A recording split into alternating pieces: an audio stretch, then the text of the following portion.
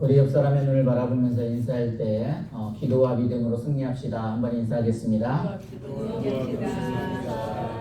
할렐루야. 또 일주일 동안도 잘 지내셨죠? 올해 축복의 역사가 우리 목사님들을 통해서 또 시작되어질 줄로 믿습니다. 우리가 올해 신년 기도회를 통해서 40일 릴레이 기도가 되어지고 있는데 우리 성도님들이 명단에 올라온 분들 정말 한 분도 빠짐없이 오셔서 기도하는 모습을 보고 제가 엄청난 힘을 받게 되고 올해 하나님께서 우리 교회에 은혜를 많이 부어주시겠다 하는 생각을 또 하게 되었습니다. 근데 너희 안에 계신 이가 세상에 있는 이보다 크다라고 말씀했던 것처럼 근데 싫어하는 이가 있을 것 같아요. 누구일까요? 네, 사단이 싫어합니다. 이 마귀가 우리 교회가 이제 기도를 하는 걸 보고 싫어합니다. 왜 그럴까요? 사단은 사람들을 자꾸 묶어야 하거든요. 그래서 이게 하나님의 백성들이 자유하게 되면 그만큼 하나님의 나라가 확장되어지기 때문에 자꾸 뭔가를 묶어야 하거든요. 그래서 사단은 우리가 있잖아요. 인생은 고해성사라고 해가지고 어려운 고통의 길이라고도 하고 때로는 바다로 비유를 하기도 하잖아요. 근데 그 고정대에 밧줄이 묶여져 있어요. 내가 아무리 저으려고 해도 앞으로 나갈 수가 없어요. 그래서 올해 정말 교육회를 통해서 우리가 주일학교를 세우고 교회를 세우고 또 가정을 세우는 데 있어서 정말 이것을 풀어갈 수 있는 것이 무엇일까? 어떤 사람은 돈에 묶여서 앞으로 나가지 못하는 사람이 있어요. 부자 청년이 와서 예수님께 묻습니다. 예수님, 우리가 무엇을 해야 영생을 얻을 수 있습니까? 너가 가진 것을 모든 것을 가난한 사람이 다 나눠주고 날 따르라. 그러니까 뭐예요? 근심을 해서 따라가지 못했어요. 어떤 사람은 어떤 신앙에 묶여서 그럴 수도 있고 또 어떤 사람은 어떤 저주에 아니면 신학 사상에 아니면 공산주의 사상에 어떤 자기만의 철학에 묶여서 앞으로 나가지 못할 수도 있어요. 그러니까 예를 들면 공산주의 같은 경우를 예를 들면 그들이 공산주의에 빠져 있어도 거기서는 김정일이 최고다. 우리나라가 제일 잘 산다. 우리가 보면 어때요? 다 보이거든요. 근데 그들은 알지를 못해요. 가장 불쌍한 건 뭐냐면 자기가 어떤 줄에 묶여 있어도 묶인 줄 모르는 사람이 더 무서운 거죠. 뿐만이 아니라 우리 사람들은 어떤 하나님을 늘 제일 사랑을 하고 있는데 어떤 자신의 육신에 묶여서 풀려나지 못하는 경우도 있어요. 하나님의 일을 해야 하는데 내 육신을 너무 사랑한 나머지 하나님의 일을 하지 못하는 거. 올해 본문에 보게 되면 이제 시각장애인이 나와요. 뭐 맹인이라고도 하고 옛날에는 뭐 또 소경이라고도 하는데 이 맹인 같은 경우도 앞을 보지 못하니까 뭔가가 묶여있는 거죠. 환경에 묶여있을 수도 있고 어려움이 될 수도 있겠고 또 달라스 우리가 교육회로서 정말 이렇게 세워가는데 뭔가가 묶여져 있다면 그것을 풀어야 하는데 뭘로 풀어야 할까? 가장 기본적인 늘 말씀과 기도와 찬양으로 풀어줘야 돼요. 그래서 오늘 본문에 나오는 이 특징들을 통해서 이 사람들도 보면 이렇게 치유받는 특징들이 있어요. 그래서 이 사람도 어떤 특징들을 가지고 있었는가 그걸 통해서 우리가 한번 돌아보고 올해 정말 교육을 해서 정말 가정을 세우고 교회를 세우고 또 주일학교를 세우기를 주님의 이름으로 간절히 축원합니다. 우리 먼저 본문 마태복음 9장 27절 한번 볼까요? 같이 있습니다. 시작. 예수께서 거기에서 떠나가실새 두 명이 따라오며 소리질러 이르되 다윗의 자손이여 우리를 불쌍히 여기소서 하더니 이 맹인의 여기서 특징은 가장 중요한 것은 일단 간절함이 있었다는 거예요. 누가복음 18장 1절에서 8절에 보면 그 불의한 재판관의 이야기가 나오죠. 한 과부가 너무 원한이 있어서 이 불의한 재판관에 가가지고 나의 원한을 풀어달라고 말을 합니다. 근데 이 불의한 재판관은 하나님도 모르고 이 사람들도 다 무시하고 자기가 잘난 맛을 무시하다 보니까 근데 나중에 후에 생각을 하다 보니까 이거 원한 안 들어주면은 이 과부가 날마다 나를 귀찮게 하겠다. 그러면 하물며 하나님의 자녀인 너희들이 하나님 앞에 간절히 부르짖을 때에 그 소원을 들어주지 않겠느냐. 그 비유를 통해서 이 이야기를 들어주죠. 그러면서 인자가 올 때 이 믿음을 보겠느냐라는 말씀이에요. 근데 여기서 적용을 해보면 이 믿음이라는 건 뭐냐면 간절히 찾는, 부르짖는 그런 믿음이 있었죠. 제가 늘 얘기하는 것이 이민교회는 정말 어렵다라고 얘기를 하지만 사실 이민교회가 아무리 어려워도 성장하는 교회는 또 성장을 해요. 근데 거기에는 이유가 있어요. 이 분석을 해보면 정말 교회가 쉬지 않고요. 날마다 모여가지고 정말 교육을 하더라고요. 주일학교 프로그램을 돌리더라고요. 그러니까 어떤 프로그램이고 어떤 이렇게 돌린다는 것이 아니라 그들은 늘 말씀을 통해서 교육을 시키고 있어요. 그러니까 그 교회가 모이는 거예요. 여기에 적용을 하면 교회가 안 되는 이유가 있는 거예요. 교회가 내가 안 된다고 생각하면 안 된다는 것도 그 믿음이죠. 무슨 믿음이에요? 환경이 안 되는 거예요. 기부가 안 되는 거예요. 돈이 없는 거예요. 교회 건물이 없는 거예요. 그러니까 안 된다고 하는 거예요. 그런데 우리가 정확히 알 것은 여기서 제가 말하고 싶은 이 믿음이라는 것도 어제도 말씀을 드렸잖아요. 주 안에서 우리는 하면 된다, 할 수 있다, 그 믿음을 말하는 게 아니에요. 뭐라는 것이요? 하나님에 대한 신뢰라는 거죠. 여러분이 잘 아는 베드로, 예수님을 가장 가까이에서 따르고 먹고 자고 예수님과 모든 걸 가까이 했어요. 그런데 예수님이 뭐라고 했냐면 제자에게 풍랑일 때 야 믿음이 적은 자들아, 믿음이 적다는 거예요. 그 예수님을 따라가는 제자들에게. 아이러니하죠? 근데 믿음이 제일 큰다고 한 사람이 누구예요? 우리 목요일마다 큐티도 하고 그러는데 백부장의 하인을 고칠 때, 종을 고칠 때 뭐라고 하냐면 내가 정말 이스라엘 중에서 이만한 사람의 믿음을 본 적이 없다. 아이러니하지 않아요? 예수님을 가장 잘 따르고 정말 끝까지 쫓았던 그 베드로에게는 믿음이 적다고 얘기를 하고, 예수님을 한 번도 보지 못했던 정말 그 이방인이었던 그 백부장에는 이스라엘에서 이만한 믿음이 없다, 엄청난 크기를, 믿음이 크다고 칭찬하셨어요. 그러면 믿음의 어떤 크기로 관념을 하느냐, 얼마나 가치 있느냐, 예수님의 관점은 그게 아니라는 거예요. 오늘날 우리에게 오셔서 너희가 믿음이 있냐, 뭘로 판단하겠어요? 이 믿음은 어떤 주 안에서 할 수 있다 그런 믿음이 아니라 하나님을 얼만큼 신뢰하느냐. 내가 환경적으로 어떤 돈에 묶여있고 어떤 사상에 묶고 얼마나 힘들고 어렵게 해서 이민생활이 쉽지 않잖아요. 그럼에도 불구하고 하나님을 얼마나 더 큰 신뢰를 하고 따라가느냐, 하나님을 얼마나 의지하느냐. 우리는 이런 걸 분별을 잘해야 돼요.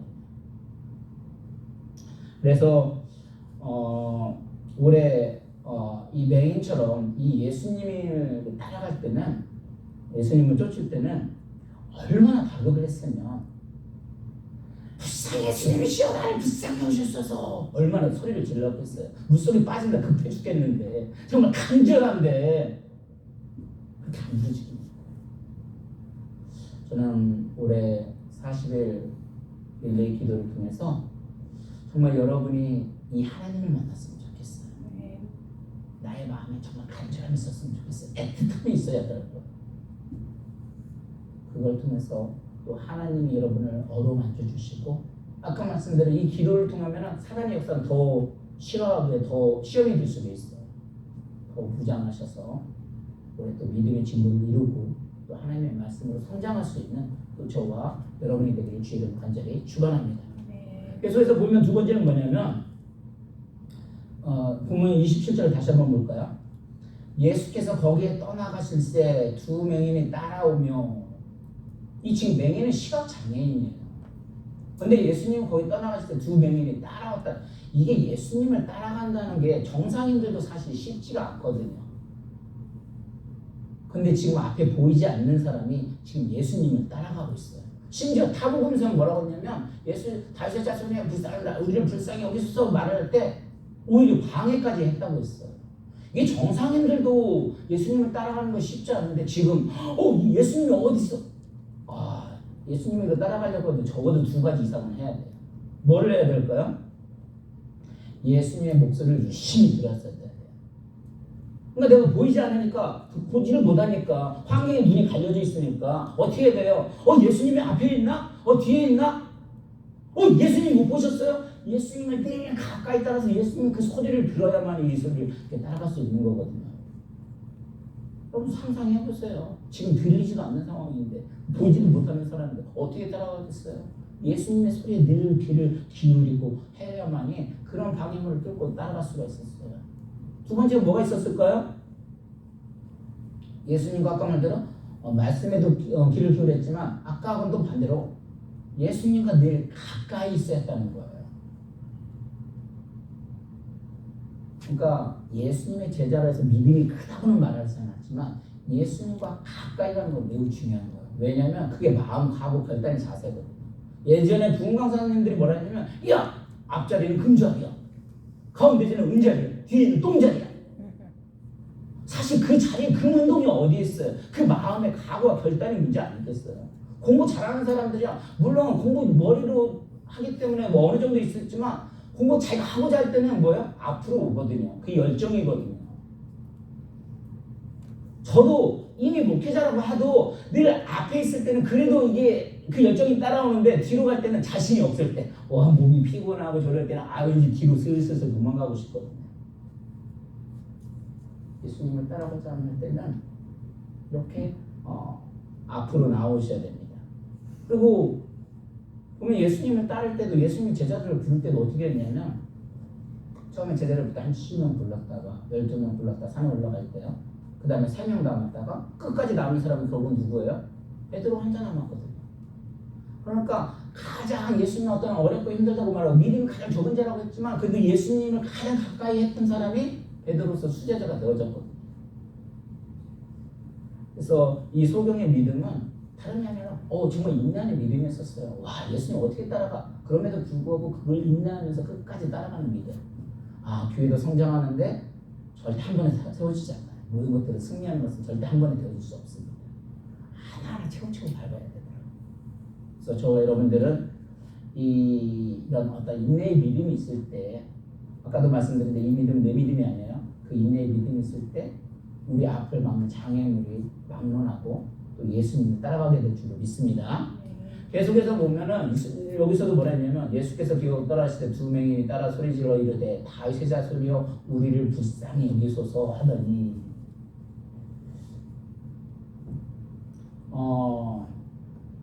다윗의 자손 나를 불쌍히 여기소서. 쉽게 이야기해서 간단 명령 목적이 분명했다는 사실입니다. 무슨 소리냐면 우리가 기도할 때도 미사역으로 쓰는 부분도 많이 중요하죠. 근데 더 중요한 건 뭐냐면 나의 언어로 하나님께 분명히 고하는 거 매우 중요하다는 사실이에요. 그래서 우리가 개인 기도할 때는 뭐예요? 정말 길게 해야 돼요. 그것도 좋습니다. 근데 공적인 기도할 때는 맨날 어떤 기도하시는 분들은 주여 나는 죽은 죄인입니다 그럴 필요 없어요. 그냥 그 예배를 위해서 딱딱해야 그 예배 모든 것들이 진행이 되어지잖아요. 그래서 분명한 목적을 가지고 있어야 됩니다. 분명한 그림이 있어야 돼요.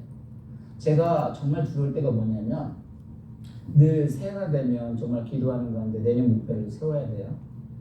근데 어떤 분이 저에게 이제 묻습니다. 목사님 내년의 목표가 무엇입니까? 그의 비전이 무엇입니까? 근데 제가 안 그려져요. 왜요? 이민교회가 워낙 어렵다고 생각을 하다 보니까 힘들다고 하다 보니까 내 경험을 위해서 예수님을 바라봐야 하는데 예수님을 바라보지 못하니까 이 목표가 비전이 안 나오는 거예요. 그런데 히브리서 11장 1절에 보면 믿음은 바라는 것들의 실상이라고 했어요. 바라는 건 뭘까요? 사실 예수님을 바라봐야 하는데 아까 말한 내 경험을 바라보고 내 어떤 그런 어떤 목회 철학의 온 것들을 바라보다 보니까 이게 예수님 바라볼 수가 없다 보니까 이 목회의 비전이 어떤 큰 그림들이 그려지지 않는 거거든요. 사실 그런 것도 이런 그림들도 나의 믿음의 분량에 따라서 아니면 어떤 내가 확신에 대한 부분에 대해서 그 그려지는 법인데 이게 지금 그런 목표가 어떤 분명한 거 없으니까 이게 그냥 중구난 방으로 막 길어지고 어려워지고 제시를 못하는 거예요. 그래서 아까도 말씀드린 대로 이 승리라는 자체는 결코 한 번에 쌓아지지 않았습니다. 여러분이 잘 아시는 그 엘리야 갈멜산 같은 경우도 대승리가 있었지만 이미 그 전에 어떤 승리가 있었어요? 그리 시냇가에서 그리고 사르밧을 나온 그것을 거쳐서 나온 그런 승리의 작품이에요. 여러분 잘 아는 그 다윗이 골리앗을 때렸을 때도 그것을 한 번에 잡은 게 아니에요. 이미 곰으로부터 사자부터 발톱으로부터 그 양들을 구해온 승리의 역사가 쌓여서 그 일들을 감당할 수 있었던 겁니다. 그래서 이런 문제들이 있을 때는 아까 말씀대로 내가 지금은 그냥 이거 한 번에서 내가 지금 어떤 돈에 묶여서 아니면 내가 어떤 생활에 묶여서 아니면 내가 사상에 묶여서 이게 한 번의 문제가 아니에요. 제가 항상 말씀드린 게 뭐냐면 우리가 처음에 모든 것을 바꾼다는 것을 하게 되면 불편해요. 근데 그 불편한 것도 6개월을 지속을 하게 되면 습관이 된다고 그랬어요. 근데 습관이 6개월 이상 계속해서 또 지속이 되어지면 뭐가 된다 했어요? 그 사람의 성격, 인품이 되어진다고 그랬어요. 그러니까 우리의 하나하나의 선택이 이게 그냥 한 번의 선택이 아니라 이런 순간순간의 선택에 의해서 예수님을 따른 그 목적에 의해서 의식을 가지고 나아갈 때 이런 일들이 쌓여서 이런 치유의 역사로 승리의 역사로 되어진다는 사실을 깨닫게 됩니다. 그래서 저와 여러분들은 늘 한 번 한 번의 선택을 정말 기도하는 가운데 또 예수님에 대한 어떤 목표를 분명한 의식을 가지고 달려갈 수 있기를 주의 이름으로 축원합니다. 그리고 계속해서 보면 여기서도 다시 보면 다윗의 자손이라고 했는데 우리가 계속해서 목요일날도 큐티를 하잖아요. 그래서 또 뭐라고 했냐면 하나님의 나라 예수님이 예루살렘에 입성하실 때 호산나 호산나 하면서 예수님을 받아들였었어요. 근데 그 호산나가 뭐라고 했어요? 주여 어서 오십시오 어서 오십시오 그랬어요. 근데 그 사람들은 그것이 호산나 그 뜻을 잘 모르고 하나의 인사말처럼 지낸다고 그랬었습니다. 그러면서 그때 큐티했던 기억이 나는 게 뭐냐면 다윗의 나라를 확장하게 해달라고 했었어요. 기억나시죠? 그 다윗의 나라가 의미하는 게 뭐예요? 그들이 경험했던 이스라엘 백성 중에서 경험했던 것은 다윗이 그 왕을 했을 때가 가장 강국했거든요. 그래서 예수님이 정치의 메시아로 온다고 생각을 했기 때문에 그들은 다윗의 나라를 요구를 했던 거예요. 사실 예수님은 전혀 그 방법이 아니거든요. 하나님의 나라, 하나님을 선포했는데 자기 중심으로 모든 걸 판단하다 보니까 그렇게 되어졌잖아요. 여기에서도 이 다윗의 자손에 온 것은 이거 어떻게 보면 메시아임을 찬양하는 소리거든요. 그 예수님은 그렇게 따랐잖아요. 이 예수님을 다윗의 자손이라 하면서 이렇게 찬양한 사람이 없었어요. 근데 이 맹인들이 이 예수님을 이렇게 찬양을 한 거예요. 그러면서 자기 자신을 철저하게 다윗의 자손이야 우리를 불쌍히 여기소서 나는 깨끗한 거지입니다 이렇게 말하지 않았어요. 나를 불쌍히 여기소서 긍휼을 구했다는 거예요. 아까도 우리 전사님이 얘기했잖아요. 우리 순간순간 마음에는 내가 잘난 척 하고 싶어요. 내가 뭔가 어느 수정들 올라오면 밑에 있는 수준들이 보이거든요. 2층, 3층, 4층, 5층에서 있으면 5층에서 보이는 게 있고 8층에서 보이는 게 있어요. 근데 8층에 올라가서 보인다고 내가 나타나고 싶어하는 그런 순간들이 있어요. 근데 이 사람은 예수님 난 깨끗한 사람이 아니에요. 난 뭘 긍휼을 베풀어 달라는 거예요. 잘난 사람 인간관계 어렵다고 그랬습니다. 오히려 부족하더라도 서로 협력하고 나아갈 때 그것이 하나의 화합을 이룰 수 있다고 했어요. 가장 예수님 앞에 나아가는 건 내가 죽어지는 거예요. 내가 죽어질 때 예수님과 지난주에 말씀드린 연합해서 살 수 있는 거거든요. 결국은 이러한 모든 과정들을 통해서 어떻게 되냐면 이 맹인들이 치유를 받습니다. 근데 치유받는 과정을 보게 되면 9장 28절을 볼까요? 시작. 예수께서 집에 들어가심에 맹인들의 그에게 나아오거늘 예수께서 이르시되 내가 능히 이 일을 할 줄을 믿느냐 대답하되 주여 그리하오이다 라고 했습니다. 예수님께는 맹인들의 행적을 묻지 않았어요. 너 학교 어디 나왔냐?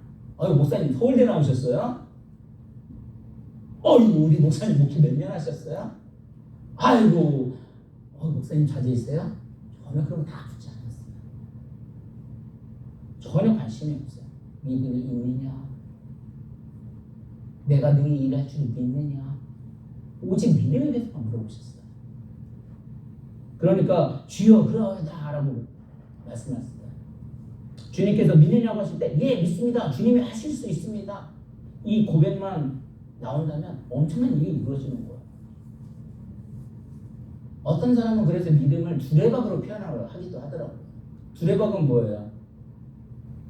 우물가에 있는 그 두레박으로 인해서 그 하나님의 어떤 은혜의 통로? 그러니까 믿음 자체가 우리가 구원이 될 수는 없지만 그 믿음이라는 것을 통해서 우리에게 예수님께 가까이 가는 또 하나님을 더욱더 신뢰하는 그런 통로로 사용되어지는 거죠. 그래서 요한복음 6장 28절에 29절 뭐라고 나와 있냐면 같이 한번 볼까요? 그거 시작. 그들이 묻되 우리가 어떻게 하여야 하나님의 일을 하오리까? 예수께서 대답하여 이르시되 하나님께서 보내신 일을 믿는 것이 하나님의 일을 하시니라. 그러니까 믿는다는 것은 그냥 하나님을 신뢰한다는 거예요.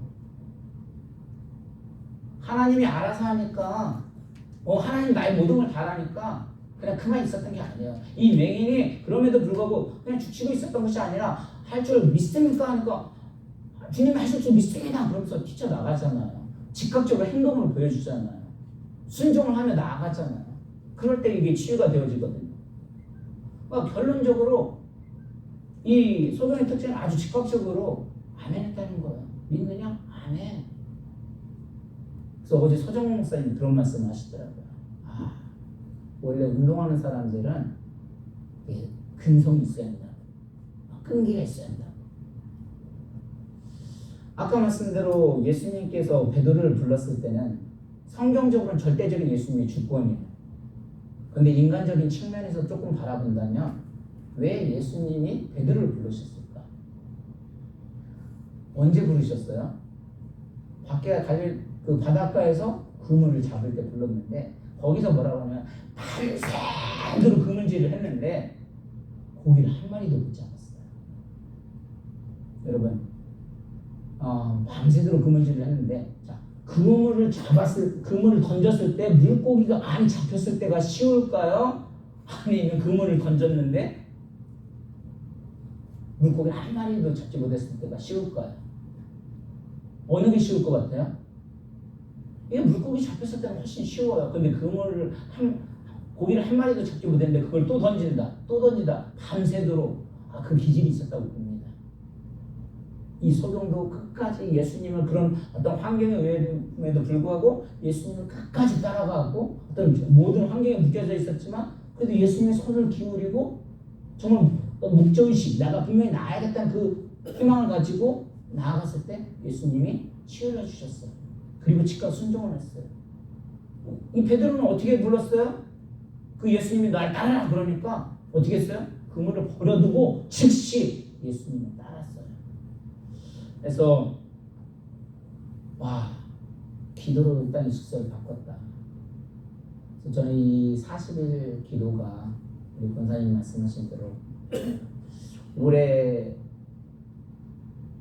지도자들이 많이 쓰러진다고 말씀을 하셨는데 물론 거기에 집중하는 것이 아니라 기도를 통해서 내가 어떤 묶여인 것이 있다면 무엇인가 되돌아보는 또 시간이 되었던 것 같고요.